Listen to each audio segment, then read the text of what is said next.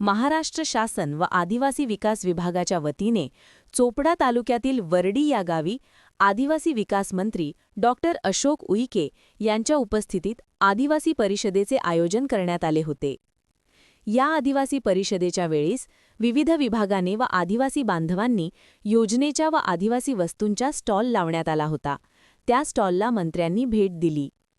आदिवासी प्रकल्प विभागाच्या वतीने आयोजित करण्यात आलेल्या आदिवासी परिषद कार्यक्रमाची वेळी आदिवासी प्रकल्प विभागाच्या डॉक्युमेंटरी माहिती देताना उशीर झाल्याने आदिवासी विकास मंत्री अशोक उईके यांना भाषणासाठी उशीर झाले। यामुळे उपस्थित नागरिक उठून गेल्याने काही ठराविक नागरिक व महिलांसमोर आदिवासी मंत्र्यांना भाषण करावे लागले। बाकी रिकाम्या खुर्च्या दिसत होते। आदिवासी प्रकल्प विभागाच्या वतीने घेण्यात आलेल्या आदिवासी परिषद कार्यक्रमामध्ये नियोजनाचा अभाव दिसून आल्याने उपस्थित महिलांची मंत्र्यांनी दिलगिरी व्यक्त केली। आपापल्या गावामध्ये फार तुम्ही चांगलं काम करता, राजकीय करता, सामाजिक करता। एकच मी विनंती करतो तुम्हाला, मंत्री असतो तरी तुम्ही गावात गेल्यानंतर हे प्रकल्प अधिकारी यावं आहे, यांना भेटा, यांना अर्ज करा। स्वतंत्र महिला बचत गट आपल्या प्रकल्प कार्यालयाच्या माध्यमातून निर्माण करा।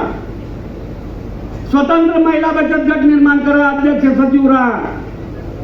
हा तुमचा भाऊ, तुमचा पालक 100% त्यांना रोजगार उपलब्ध करण्यासाठी लघु आणि सूक्ष्म निधी देईल। 1 रुपया खर्च करायची गरज पडणार नाही। यावेळेस 100 कोटी रुपयाचं बजेट ठेवलं तुमच्यासाठी। कुठल्या प्रकारची चिंता करायची नाही। माझी आदिवासी बहीण, इतरांना रोजगार देणारी बहीण निर्माण झाली पाहिजे, तरच सार्थक होईल, नाही तर काही अर्थ होणार नाही। ती अध्यक्ष असली पाहिजे, त्या सचिव असली पाहिजे, तिच्या सहीने पैसे निघले पाहिजे, इतरांना रोजगार दिला पाहिजे। अशा प्रकारचा मी संकल्प केला। आजच्या कार्यक्रमाचा उद्देशही मला तोच आहे। त्यामुळे तुम्ही आलात, तुम्हाला थोड्या वेळ बसायला लागलं, त्याबद्दल मी तुमचा भाऊ म्हणून, तुमचा पालक म्हणून, तुमचा सेवक म्हणून दिलगिरी व्यक्त करतो, माफी मागतो। आणि यानंतर कोणतेही कार्यक्रम आयोजित केले त्यावेळेस आयोजकांनी पहिलं माझ्या बहिणीला खुर्चीवर बसू द्यायचं। एखाद्या वेळेस तुम्हाला खुर्ची नाही मिळेल, तुम्ही खुर्ची मागून घ्या, तुम्ही मागे बसले चालते, माझ्या बहिणी समोर बसल्या पाहिजे, त्याची दक्षता आणि काळजी घ्यावं, एवढी अपेक्षा।